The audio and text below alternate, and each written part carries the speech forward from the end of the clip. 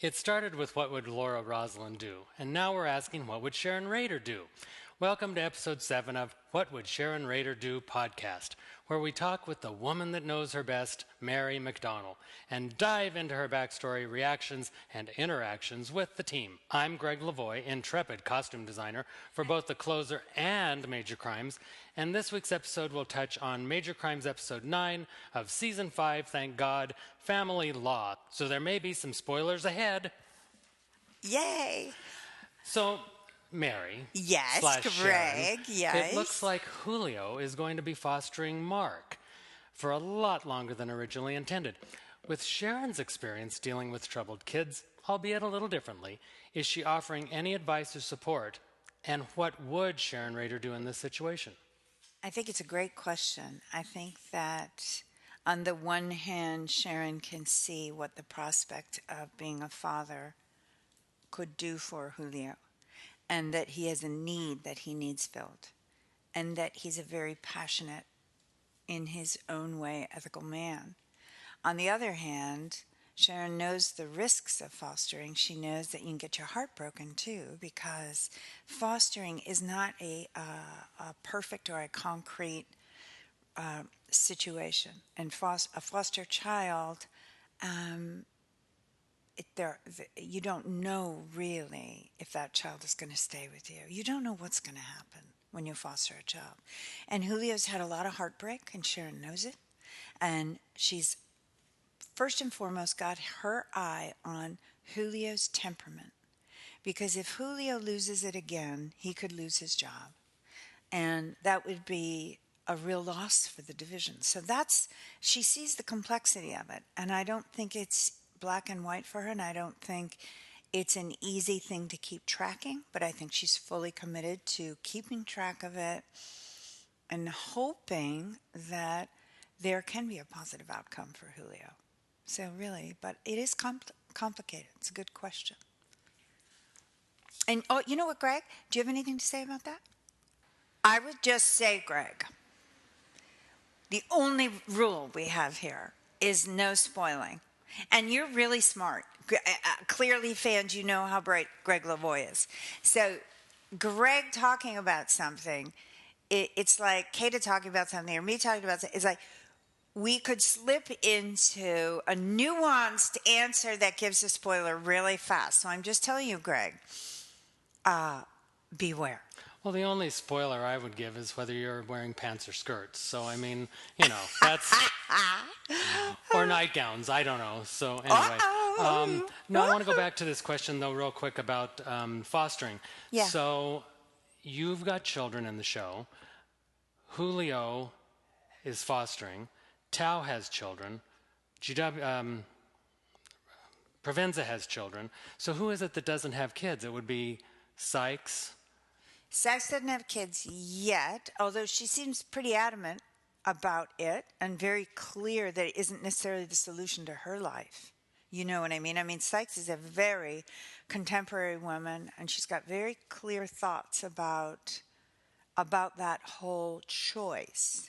And she knows she's making a choice. That's part of what I love about Sykes. So Sykes, no, and as far as I know, Buzz doesn't have children. And, everybody else, I think. Yeah, but it's kind of interesting because, it's a topical situation right now, the fostering and the children and all that. It really Especially is. Since I have a new puppy, as we know about. Oh, Greg has the cutest little puppy. Yeah. And she's an extrovert. She is an extrovert. Yeah. But anyway, that's not about puppies, it's about foster kids. But this is my part of, what would Sharon do? So yeah. Anyway. Okay, let's. All right. So next question. Sharon is always rational, always in control, to a fault. I added that. What would it take in order for her to completely lose it? Well, I'm going to argue with you that she's always in control.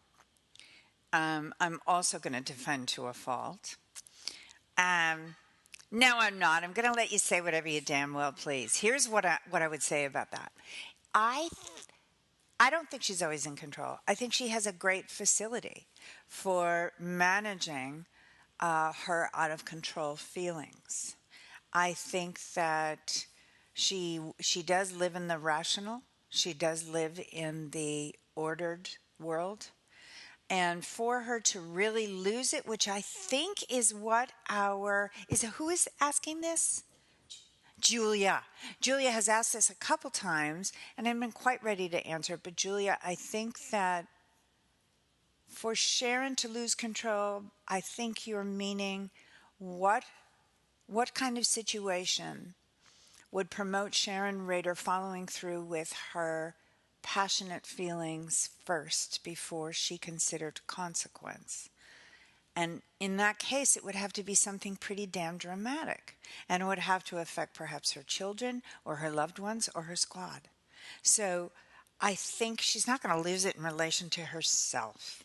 She's been through so much, you know what I mean? That's one of the things about being an older woman, quote unquote, that I admire in my generation is there's far less focus on yourself than there used to be. But your feelings about taking care of people around you grow. And if someone's really hurts somebody close to you, that's when you may see her lose it. Oh, totally. And I think but I also think Sharon Raydor is always in control at work, possibly not behind closed doors. Possibly, but we have to get behind those closed doors to find out, darling. And so far, we've only seen little peeks, so it's like, hopefully. Okay, so changing gears here a little bit. So one of your really big fans, one of your fashion fans, I want to call her, is Ilona or Ilona. I hope I'm not butchering the name.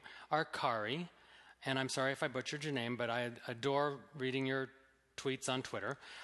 She wonders, I always wondered how easy it is to dress Sharon. Does Mary agree to the choices Greg presents? Is there something Mary put a veto on? What about the color coordination? How much input Mary has on that? Thank you. Okay, Greg, you can answer the question you thought you were asking me, but not really. Go ahead. Oh, God, this is So now... why don't you start? Okay. Okay. So I always wonder how easy it is to dress Mary myself. Ask Emilio. Yes. Actually, let me give some backstory on this. So when you were cast as Sharon Raydor on The Closer, Yeah. you were cast on a Thursday Yeah. at 4 p.m. Oh. And you played on a Friday at noon. Yeah. So I had a few hours to pull a character together. Right. I remember talking to you. Charlotte got your measurements. I talked to you then and said, who do you wear that looks good? What do you want? Who do you think Sharon is? And we really talked just for an instant. Yeah. But the name Giorgio Armani popped out. Yep. And I thought, okay, I'm going to Neiman's. I got there at 5 o'clock p.m. And I pulled suits and coats and jackets and skirts and pants for a fitting for the next day. Right. And you were on camera by 1 p.m. Right. And that's how Giorgio came about. So in relation to how easy is it to dress Sharon? Very easy, because right now we know who Sharon, the character, likes to wear, as well as who Mary, the character, likes to wear, looks good in. And also this season we've tested the boundaries a little bit on other designers, newer designers. So that's kind of an easy question. It's easy. Does Mary agree? Oh, God, now this one. Does Mary agree to the choice Greg presents? All right, go ahead, you first. So, yes, ... depending I on her mood. Oh, it's not a mood thing. Oh, my God, you're hilarious. Because okay, go ahead. I will put, okay, for instance, one day I put a jacket in your trailer and a skirt, and a little top. So you put the skirt and the top on.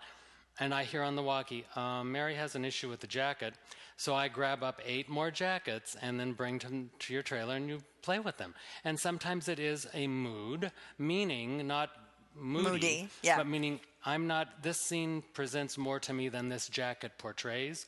So when you say that, people think it's probably, oh, how silly, a jacket doesn't portray anything, but yes, it does. And it depends on the mood of the scene as well as where you're taking your characters. So that's what I say. What do you say? Well, what I say is, first of all, I don't know if I don't know how many really brilliant costume designers that you all, meaning you fans, have actually heard talk about the process. And I think that this is a golden moment because first of all, they don't talk about the process a lot, and they're not that interested in talking about the process. So when you have someone like Greg, not only does he know how to articulate the process, but he understands the actor's process. So another designer might go, "Oh my God, she's being moody again." And Greg goes, "Well, I don't feel like lugging 9 jackets up to her. However, I do understand that she sometimes has a feeling about something. And if something isn't working." Now, and the other part about that is that then he comes up with 9 fantastic other choices. And then he stands outside my trailer like Jack Benny waiting for me to like pick one. And so I always feel pressure.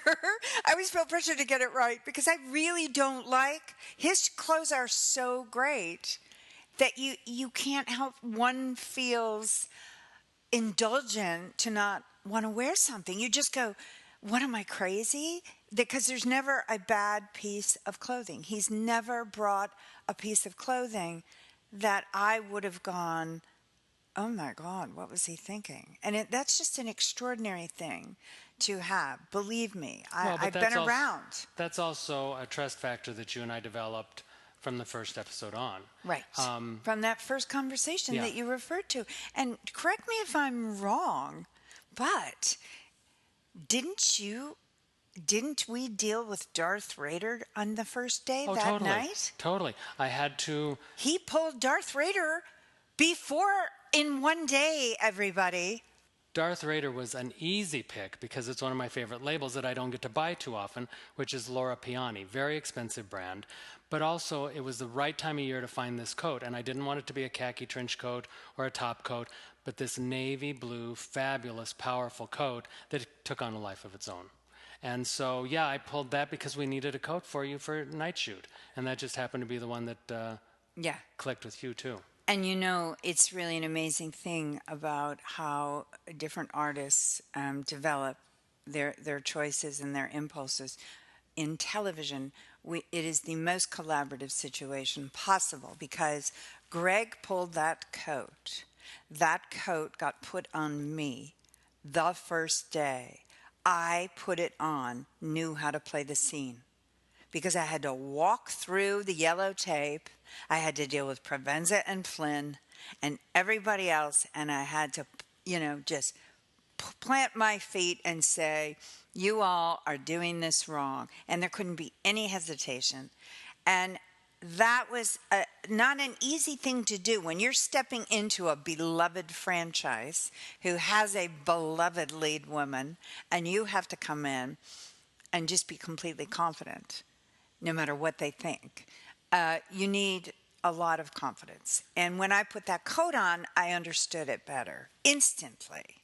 Also, though, it was fun in the closer days because with Brenda, who I dressed in pastels and, real Southern colors, whoever was against her, I always got to plot into an opposing color. Yeah. And so with you, it was fabulous because you were always the darkness to her light. Yes. But then if the fans notice, as your relationship mellowed toward the end, it became more complimentary on occasion, not very often, but it was fun because that Darth Vader served that purpose of navy blue against pink. Come on.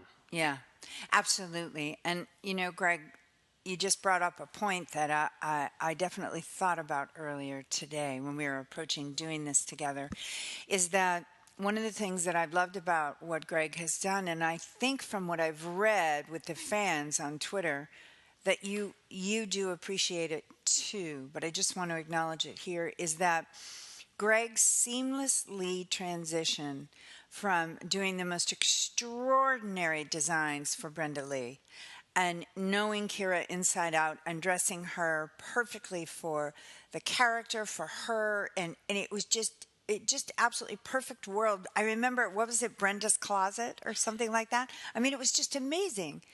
And then you were able to completely switch gears and find an equally definitive way to dress a woman who was opposite in every way. And you did it without hesitation, and you did it without attachment. You were so kind and so loving towards making sure Raider developed into Raider. Do you know what I'm saying? So it's just really a beautiful thing that you've done here. You couldn't have done it if you weren't such a pro. Well, but also it was fun because you had your whole support staff behind you. Yeah. Your costumer, your set costumers, your tailor, and all that. But also you had a cast that had been established for X amount of years.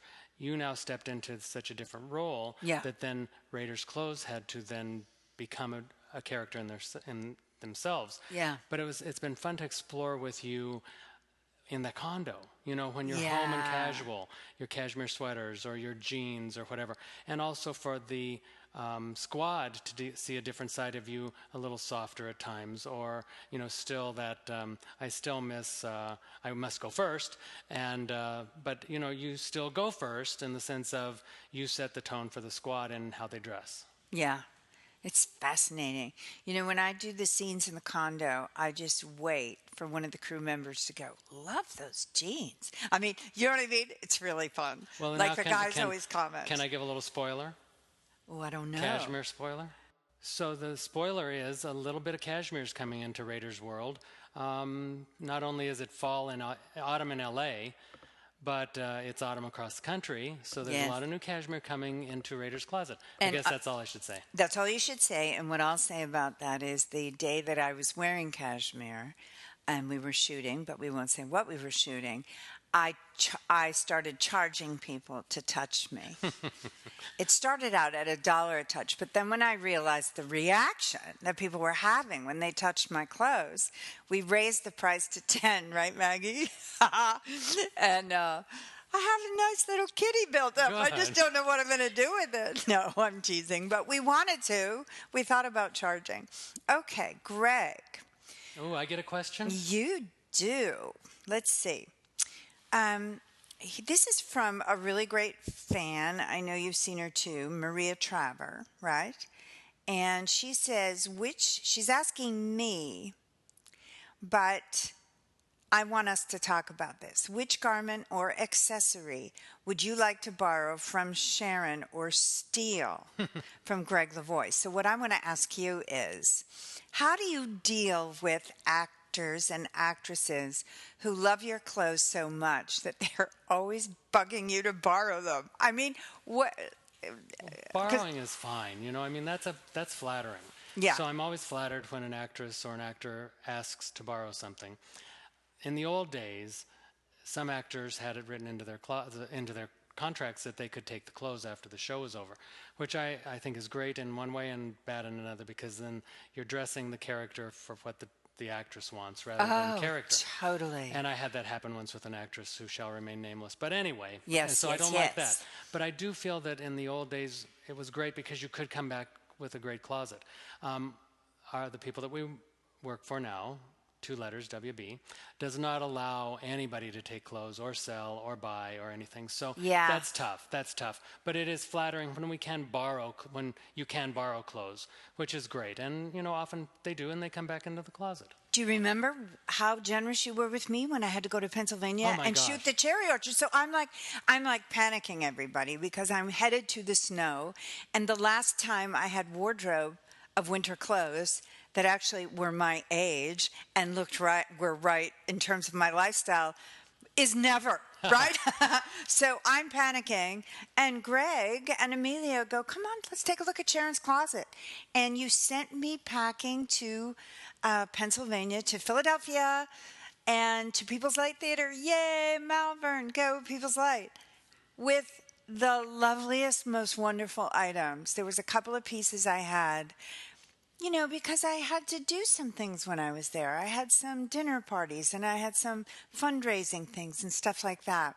And I felt completely fortified by having some of Sharon Raydor's amazing, amazing clothes. It was the greatest thing. You kept me warm, and I brought them back. You did. I brought them back. Listen, I'll tell you, there's only one time I mean, back in the old days, I remember I still have some great clothes from the big movies of the 90s, back when I used to do big movies in the 90s. But anyway, I had been promised. You may know this story, but whoever doesn't know this story, I'm gonna share it. I had been promised Laura Roslin's suit. And when I say suit, I mean it, because you couldn't buy clothes in space. The Cylons apparently could, but the humans didn't know how to get to the mall. So I don't know how that worked. But anyway, so I had this suit, and I'd been promised it by, the lovely designer and what have you. And then when it came time for the last day, I didn't get the suit because Universal had come up during the NBC Universal had come up on a weekend and sort of taken what they wanted, and that was part of that. So, okay, roll the tape forward. I'm doing a convention. You know how I go to sci-fi and pop culture conventions. And suddenly I am presented at my table from two fans, the Laura Roslin suit. Now, how did the fans get it?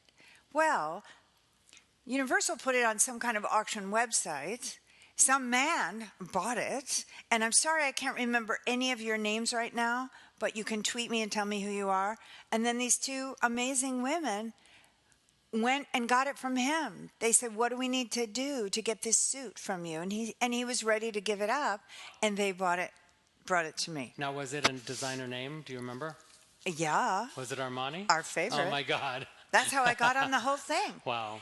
When you said that to me, I had just finished Battlestar. I had worn one suit the whole time. So when you said, "What's good on you?" I said, Armani, Well, because good. that had been my life. You know what I mean? Very prophetic. I'm glad. I know. It's very cool. Okay, I'm going to give you another question. Oh, this is a good one. From D. Nichelle. What is the most intriguing piece, Greg, in your opinion, in Sharon's wardrobe? Wow. Yeah. Most intriguing piece. Yeah. Oh, my gosh. Well, I think it, and I'm sorry, it's cliche, I think it has to be Darth Vader because it's so iconic. I mean, there's so many great pieces, but intriguing would have to be the Darth Vader, but also the iconic purple Armani jackets. They were always intriguing too. Yeah. But for some reason, I think there's one certain piece that either a person has in their own closet or a character wears that becomes iconic, and I do think it's that Darth Vader trench coat. I absolutely agree with you. I think that's the number one because it's created a life of its own. I mean, I honestly think that there are webisodes about that called Darth Vader at this point. You know what I mean? How did it get the name? Oh, this is how I think it happened. And I do believe the credit goes to Michelle Tominski, who was doing my makeup at the time. Fabulous makeup artist, Michelle. If you're out there, we love you, we miss you. And I think when I put it on, she said, "Oh, that's great. It's like Darth Vader's here." And I went, ding, ding. Right? You got it. And I'm pretty sure it was her. And everybody calls it that now. Everybody. And also Darth Vader refers to an aspect of Sharon that we all love seeing. So it all came. Now, just let me just say one more thing because I know we're running out of time here. To me, the second most intriguing thing that you've found for Sharon is that beautiful blouse with the green circles, the different green circles with the tie. Yes. That we've repeated. We call it the Malachite shirt. The Malachite shirt. I can't explain it. When I put that shirt on, another door opened into Sharon. I don't know why, but it did. And they responded because the requests for that shirt, that blouse, I should say. I don't think we've used that blouse this season. We haven't. Spoiler. I didn't even know her. Actually, spoiler, I didn't even know her. He's such a funny guy. Greg, see, the thing about Greg is we're going to have to do another one with Greg because he is endlessly interesting, intelligent, and funny. I mean, you've only like got a tip of the iceberg here. Mary, so we're going to have to do more. Mary, yes. after this podcast, you can't afford me. Oh, I know, because now he's going to charge me because he did it this time for free. Anyway, this is for you, Greg, and this is from Katie. How do you use the costumes to tell Sharon's story? How do you think the wardrobe has evolved? Now, that's kind of a general question, and I understand what Katie's getting at, but you can take it. You can just like Well, get in there with it. do you want to start with it? No, I want. We want to hear about you. Well, I think it started in one of our first questions, where you might not be pleased with the jacket that I put in there for a certain change. I do know in past episodes I've come to you and said, I think in this scene you should be in blah, blah, blah.